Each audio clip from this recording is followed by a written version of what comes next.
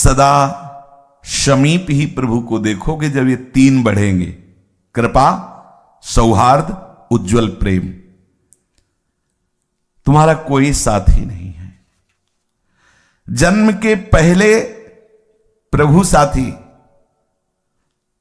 और मरण के बाद प्रभु साथी, तो बीच में धोखे में क्यों? कोई तुम्हारा साथी नहीं है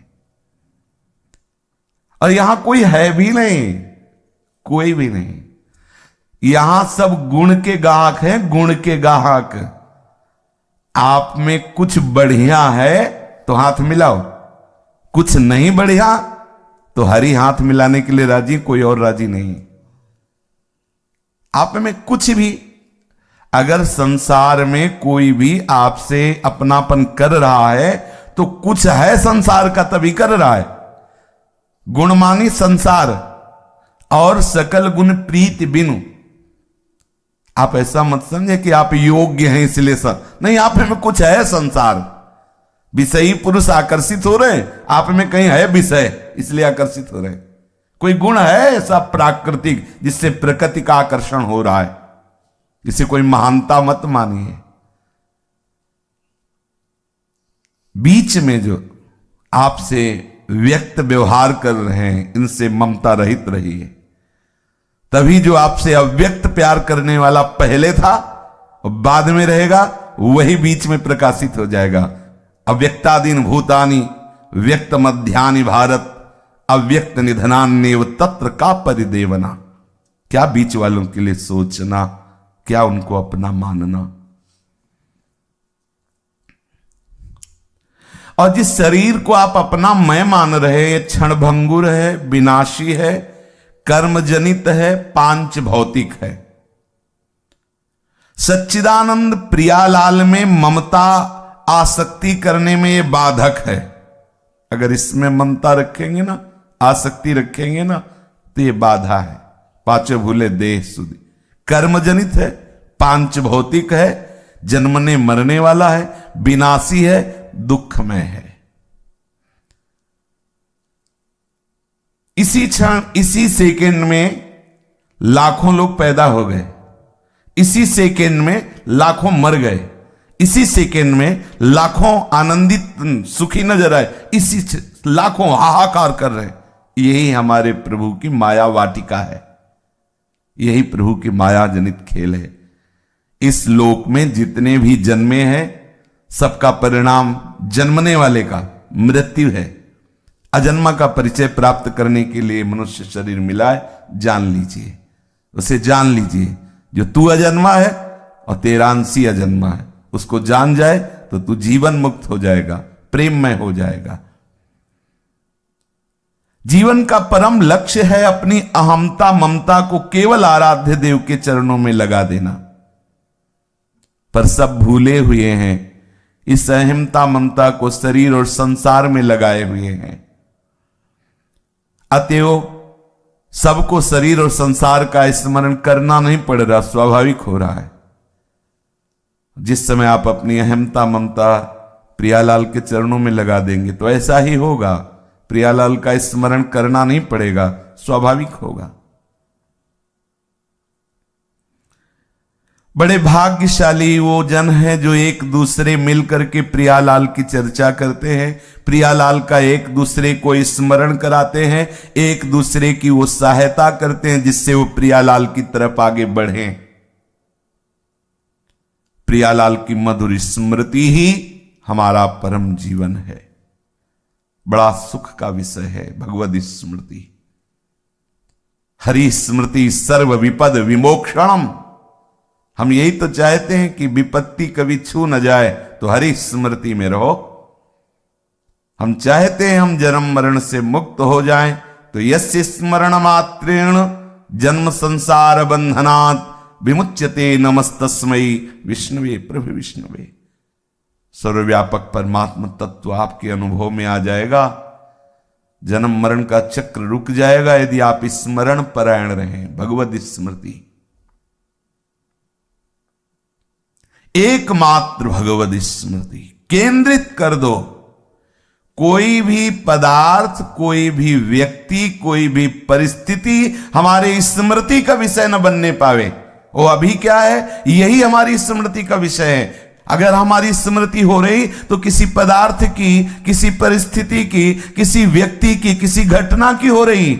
और शास्त्र क्या कह रहा है, गुरुजन क्या कह रहे कि हमारी स्मृति का केंद्र केवल प्रियालाल हो। कोई भी व्यक्ति, वस्तु, पदार्थ, घटना, परिस्थिति हमारी स्मृति को न चुरा ले। हमारी स्मृति एकमात्र आराध्य देव की हो। विश्वास करो, प्रभु आपके समीप हैं, घेरे हुए हैं, प्रत्येक पल आपका मंगल विधान कर रहे हैं। इसलिए प्रसन्न रहो, क्योंकि प्रभु की सुरक्षा में हो, ऐसा विश्वास करो। हम प्रभु की स्मृति की तरफ ध्यान दें।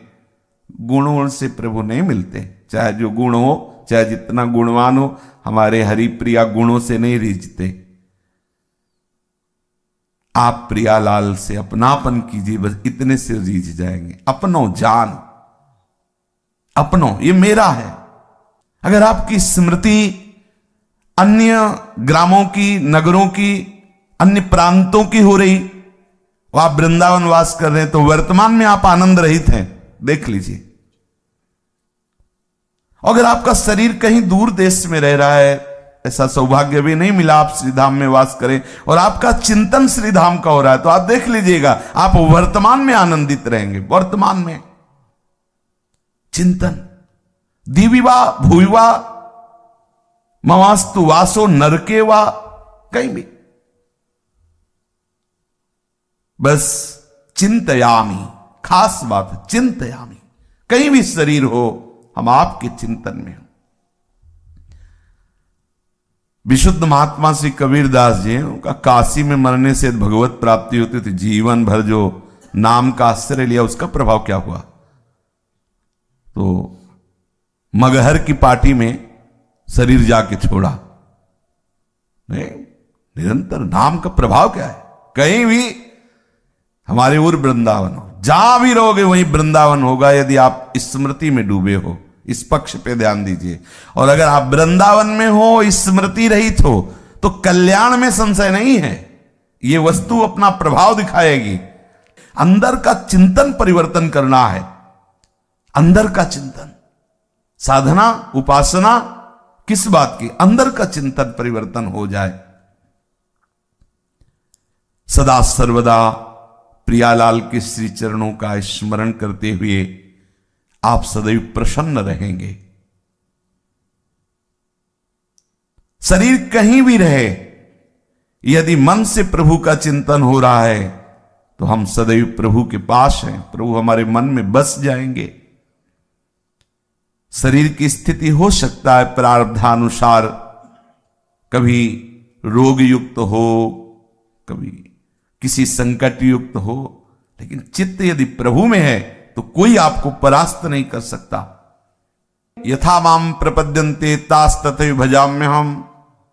प्रभु कहते मुझे जो जैसे भजता है मैं वैसे भजता हूं। यदि आप प्रभु का सतत स्मरण करेंगे तो प्रभु ऐसे आपका स्मरण करेंगे जैसे कछुआ अपने अंडों को दूर रख करके चिंतन के द्वारा उनका पोषण करता है। हे करुणामय, कर्म के अधीन होकर कहीं भी जन्म हो सकता है, कहीं भी शरीर जा सकता है। नाथ, आपकी स्मृति न छूटे, सदैव आपकी स्मृति में डूबा रहूं, और आप भी ऐसे प्यार करें जैसे कछुआ अपने अंडों का चिंतन करता है। आपने श्री गुरु जी के मुखारबिंद से यह सुंदर प्रवचन सुना। हमें आशा है आपको यह प्रवचन सुनकर बहुत आनंद मिला होगा। आपको इस प्रवचन से जरूर बहुत कुछ सीखने को भी मिला होगा। आप चाहे तो इस प्रवचन से मिले हुए अनुभव को हमारे परिवार के साथ शेयर कर सकते हैं और हमें कमेंट में राधे राधे लिखना ना भूलें। हम सबको श्री गुरु जी के मुखारविंद से ऐसा ही अनमोल ज्ञान प्राप्त होता रहे। राधे रानी से हमारी यही कामना है। राधे राधे।